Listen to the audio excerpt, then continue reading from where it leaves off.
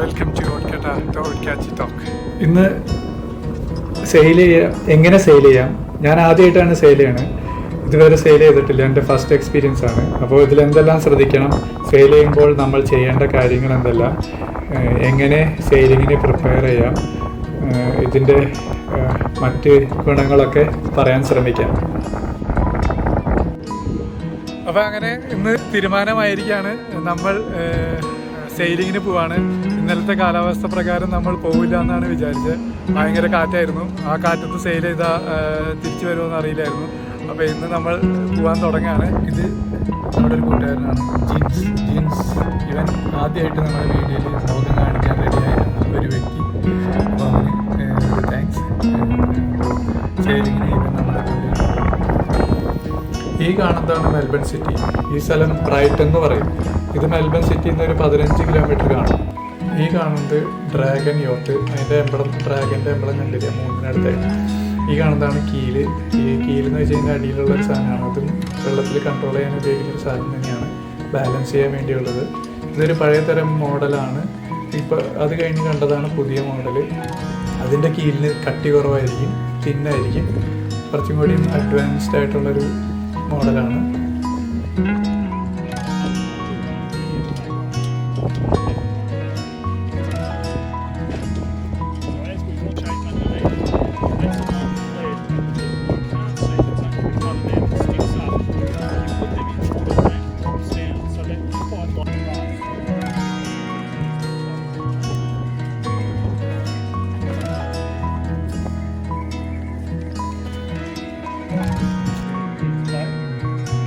These ones are quests. They're the ones with the floats at the top.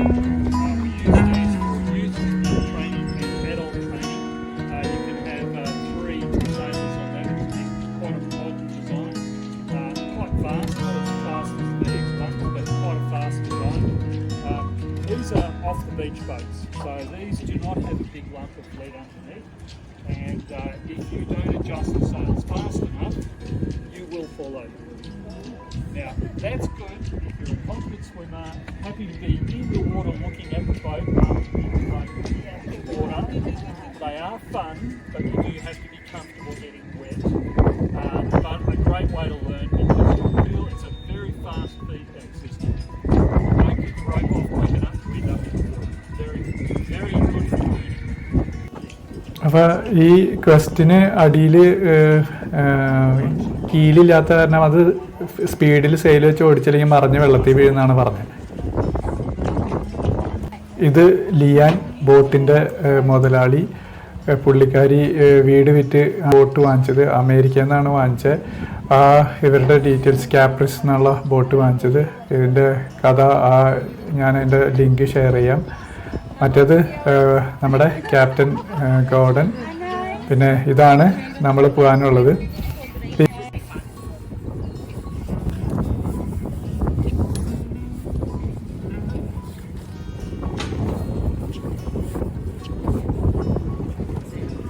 This is what you inflate if you end up in the water. We will talk about how to avoid being in the water in just a minute. But you should all be able to find a toggle down here on the right hand side. Go away. Don't touch the skipper while he's dogging. He's not going to get a lot of work done tonight. All the sailors are coming home. It's hard to get respect. I have been a member here far too long, as you can see. If you find yourself in the water, grab the red bit, pull down sharply, and it will inflate and keep you afloat. Who can swim? Right, you will need to inflate your life jackets if you find yourself in the water. So let's make sure you don't end up in the water. So we do call ending up in the water being a man overboard, regardless of whether you're a man or a woman, and that's because 85% of the people who end up in the water are men, because they don't listen to the instructions. So gentlemen, please pay attention. As you're moving around the boat, keep your weight low, so keep your knees bent. Hold on to the shiny things. These are called lifelines. We can all hang off one of these lifelines and it will hold the weight of all of us combined. Hold on to the lifelines. Hold on to the stanchions. These are very strong hold on to the shrouds. These are super strong. They hold the mast up. They will hold tons of weight. Hold on to the grab rail that you're sitting on top of at the moment. Pretty much anything that's shiny is good to hold on to. Colourful things, not so much, because as you can see, this one is a bit loose and it may or may not be tied firmly at the other end. So while they are nice and strong, and if you hold on to them and fall in, you will come along with us. Okay. Don't depend on them to keep you on the boat. Hold on to the shiny things. As you're moving around the boat, always have at least one hand holding onto something as you walk around. There is some wind tonight, which is good because we're going to get to go sailing. It has been blowing all day, which means we have some waves, which does mean the boat will be rocking and rolling a bit. The boat is very safe. The biggest issue is you falling off the boat. Please do not. So, in the bags at the back. unlikely event that you find yourself in the water, inflate your life jacket and sit back and relax. An Olympic swimmer cannot keep up with this boat when they are in a pool and swimming fast. I don't believe any of you are Olympic swimmers, so don't waste any energy trying to catch up to the boat. We will come back to you, I promise. The back of the boat, we have a life sling. Throw that off the back of the boat. It's a floating rope with a floating horseshoe at the end. It will come round behind you. We'll pull the rope in so that the horseshoe comes to you. Feet first into the horseshoe. Keep your arms down. We'll bring you to the boat, hook you up to a halyard. That's a rope that goes up to the top of the mast. We will pull you out of the water with one of our electric winches and bring you back on board. Now, I cannot guarantee what everybody else will do when they get back on board, but in all likelihood, they're going to laugh at you for falling in. Don't fall in. So, don't fall in if you're going to be laughing. It's a good day to hold hands. Stay on the boat. If you do happen to see one of your colleagues fall in the water, please, your one job is to stay seated but point to them so that I know where they are. If you put a couple of people on one side of the boat, a couple on the other, as long as somebody's pointing to the person in the water all of the time, we will be able to come back. Okay, the second thing we talk about is the very small risk of fire. This boat is made of Kevlar and epoxy resins. Very, very good at keeping the boat afloat. Also very, very good at burning. So most likely does happen. We'll turn the power off. My job is to fight the fire. Your job is to go to the very back of the boat or the very front of the boat, whatever means you don't cross the smoke line, and wait. Hopefully you'll get the command to all clear, in which case you can stay on the boat, but help arrives. Now I can assure you help will come very quickly. We have an electronic position indicating radio beacon. We have 2 personal locator beacons. We have short range radio. We have multiple mobile phones. And if all else fails, the big black plume of smoke will attract attention from miles around.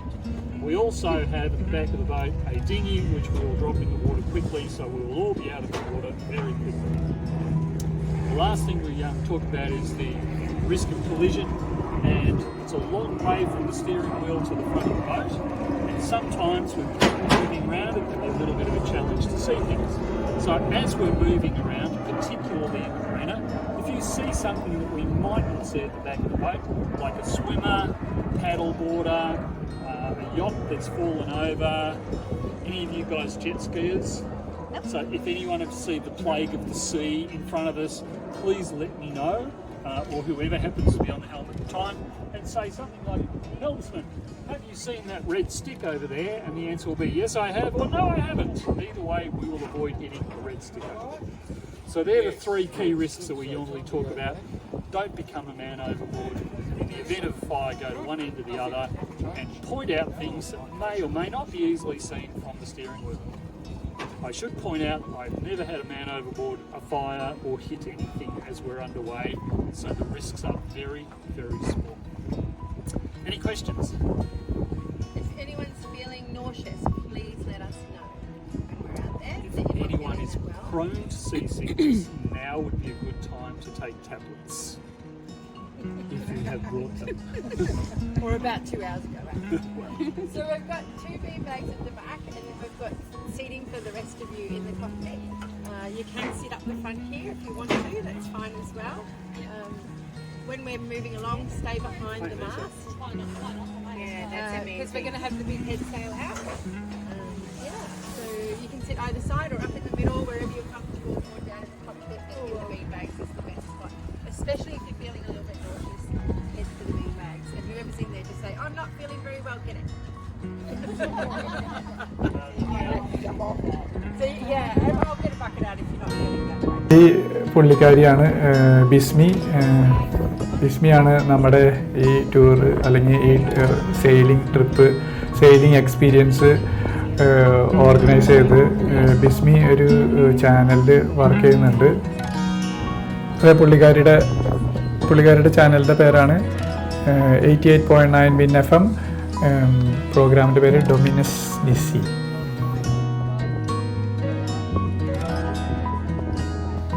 ഈ കാണുന്നതാണ് ബോട്ടിൻ്റെ അതായത് പുള്ളി owner ജീവിക്കുന്ന സ്ഥലം.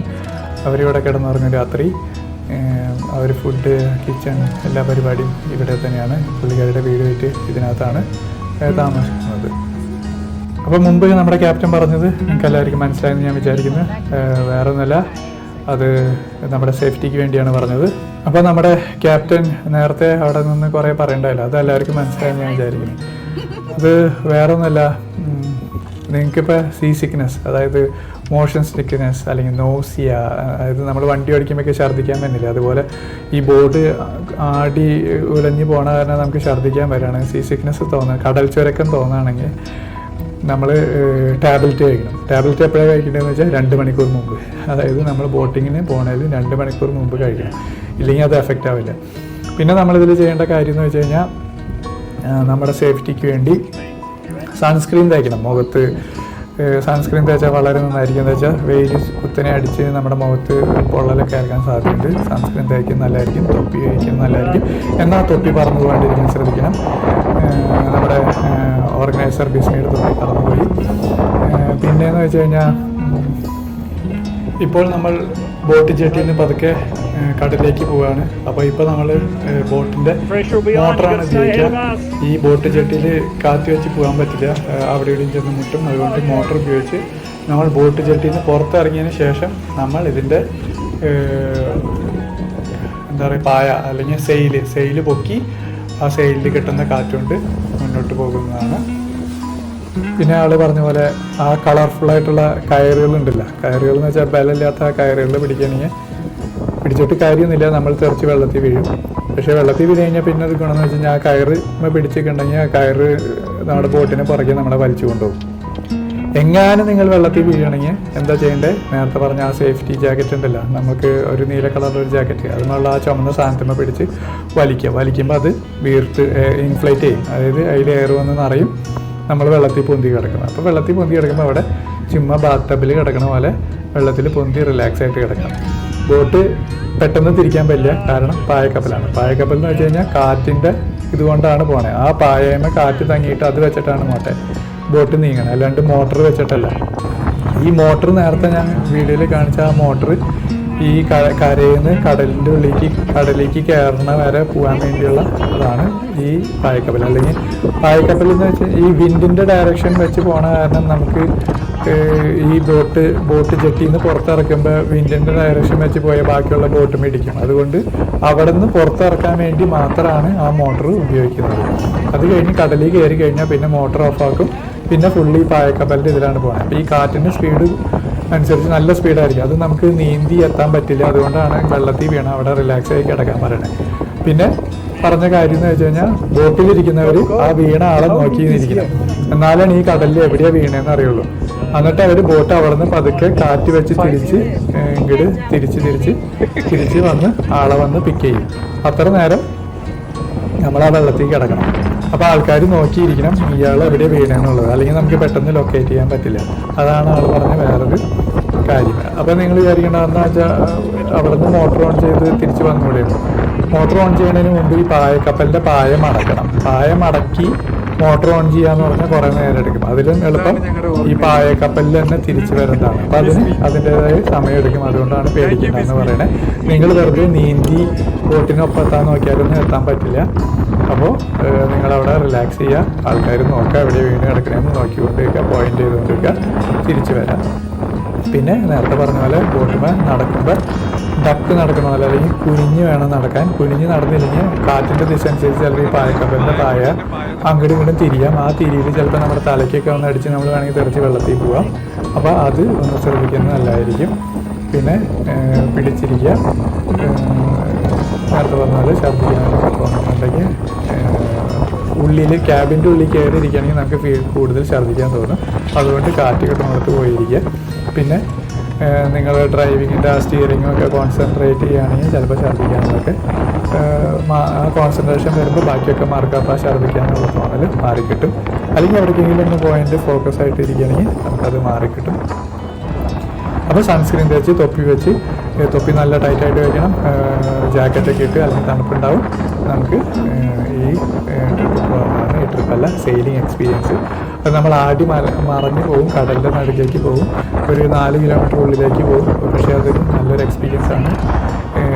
ചെയ്യാൻ പറ്റുന്നവർ ചെയ്യുക. ഇതൊരു ഫ്രീ ആയിട്ട് ചെയ്യാൻ പറ്റുന്ന ഓപ്ഷനുകളൊക്കെ ഉണ്ട്. ഞാനിതിനെക്കുറിച്ച് കുറച്ച് കൂടുതൽ അറിയാവുന്ന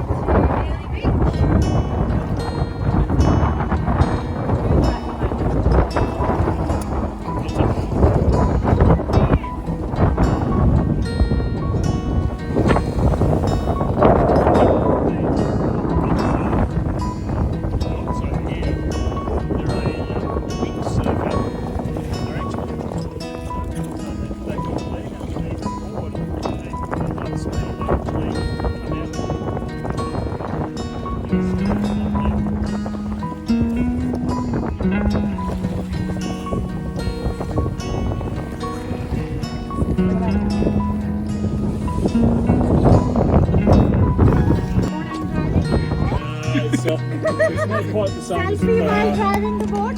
We're not really going where we're supposed to be. I think it's amazing. So this tells you the direction you're going roughly 250 degrees, which is just a little bit south of west.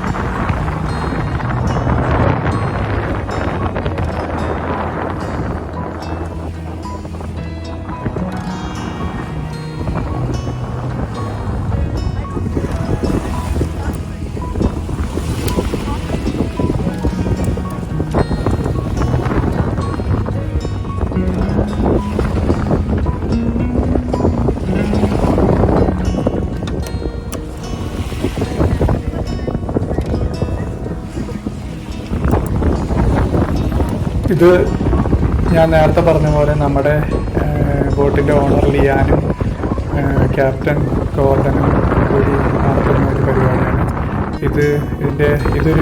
ഇതൊരു പ്രോഗ്രാമുണ്ട്. ആ programme വേറെ ഒന്നുമല്ല, sailing lifts your spirits എന്നാണ് ആ പ്രോഗ്രാമിൻ്റെ പേര്.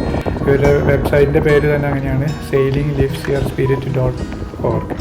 അപ്പോൾ ഈ പ്രോഗ്രാം എന്ന് വെച്ചാൽ വേറെ ഒന്നുമല്ല, ഇവർ മെയിനായിട്ട് ഫോക്കസ് ചെയ്യുന്നത് ഈ എന്താ പറയുക ഹെൽത്ത് കെയർ വർക്കേഴ്സ്. അവർ കുറച്ച് വർഷങ്ങളായിട്ട് കോവിഡ്, ഫയർ, അങ്ങനത്തെ എല്ലാ പരിപാടിയായിട്ടും സ്ട്രെസ്ഡാണ്. അവരുടെ വർക്ക് സ്ട്രെസ്സൊക്കെ റിലീസ് ചെയ്യാനും അവരുടെ മെൻ്റൽ ഹെൽത്തിന് വേണ്ടിയിട്ട് ഇവർ നടത്തുന്ന ഒരു പ്രോഗ്രാമാണ് ഈ പറഞ്ഞ പ്രോഗ്രാം. ഇത് ഫ്രീ ആയിട്ട് അവർക്ക് നടത്തി കൊടുക്കുന്നതാണ്. അപ്പോൾ ഇവർ ഈ വെയിറ്റിംഗ് ലിസ്റ്റിൽ കയറി നമ്മൾ രജിസ്റ്റർ ചെയ്തിടാം. അത് കഴിയുമ്പോൾ ഒരു സമയമാകുമ്പോൾ അവർ നമ്മളെ വിളിക്കും. അപ്പോൾ അവർ നമ്മളെ കൊണ്ടുപോയി ഒരു ട്രെയിനിങ് ഒക്കെ തരും. അതിൻ്റെ ഒരു എക്സ്പീരിയൻസ് ആണ് ഇതുകൊണ്ട് അവർ ഉദ്ദേശിക്കുന്നത്. അപ്പോൾ അവർക്ക് ഇതിനൊപ്പം തന്നെ ഇവരുടെ ഈ സൈറ്റിൽ നമുക്ക് പൈസ ഡൊണേറ്റ് ചെയ്യാവുന്നതാണ്. അവർ ഈ പ്രോഗ്രാം നടത്തുന്നതിന് അവർക്ക്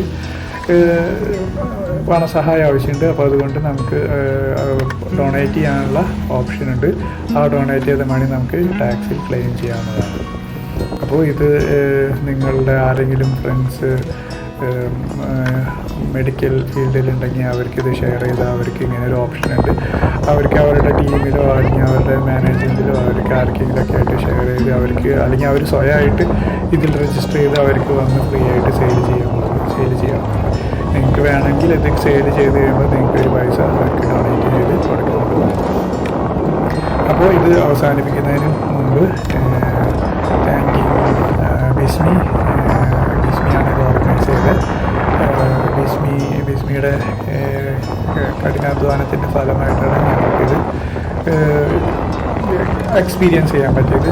ബിസ്മിയും ബിസ്മിയുടെ വിന്നഫവും ബിസ്മിയുടെ ജോലിയും ബിസ്മിയുടെ എല്ലാ അണ്ടർടേക്കിങ്സ്, അതായത് എല്ലാ പരിപാടികളും, എല്ലാ പ്രോഗ്രാമുകളും നന്നായി പോകട്ടെ. അപ്പോൾ ബിസ്മിയുടെ ചാനലുകളുണ്ട്, യൂട്യൂബിലുണ്ട്, ഫേസ്ബുക്കിലുണ്ട്, ഇൻസ്റ്റാഗ്രാമിലുണ്ട്. നിങ്ങൾ ബിസ്മിയുടെ ചാനൽ കാണണമെങ്കിൽ ഒരു ഹായ് പറയാം. ബിസ്മിനെ പള്ളികളിലോ അവിടെ ഇവിടേക്ക് കാണണമെങ്കിൽ ഒരു ഹായ് പറയാവുന്നതാണ്. പിന്നെ എടുത്തു പറയേണ്ടതാണ്, നമ്മുടെ ഗോർഡനും നമ്മുടെ ലിയാനും അവരവരുടെ ജീവിതത്തിൽ ഇതിനു വേണ്ടി ഒരു സമയം മാറ്റി വയ്ക്കുന്നതിലേക്ക് അവർക്കൊരു ബിഗ് സല്യൂട്ട്. പിന്നെ എൻ്റെ കൂടെ ഈ സെയിലാകുന്ന എല്ലാ സെയിലേഴ്സിനും നന്ദി. നിങ്ങളെ ഫുള്ളായിട്ട് എനിക്ക് വീഡിയോ കിട്ടിയില്ല, പക്ഷേ കിട്ടിയ ഭാഗത്തെ വെച്ച് ഞാൻ ഒരു വീഡിയോ ചെയ്തിട്ടുണ്ട്. നിങ്ങൾക്ക് ഇഷ്ടപ്പെടുമെന്ന് കരുതുന്നു. ഇഷ്ടപ്പെട്ടില്ലെങ്കിൽ സോറി, എനിക്കതുപോലെ വീഡിയോ ചെയ്യാൻ പറ്റില്ല. കടലിലിറങ്ങി നിന്ന് വീഡിയോ ചെയ്യാൻ പറ്റാത്തത് കൊണ്ടാണ്. നിങ്ങൾക്ക് എല്ലാവർക്കും ഇത് ഇഷ്ടപ്പെട്ടെങ്കിൽ ഷെയർ ചെയ്യുക. ഫണ്ട് കൊടുക്കാൻ പറ്റുന്നവർ ഫണ്ട് കൊടുക്കുക. Thank you for watching the ഓഡ്കാച്ചി ടോക്ക്.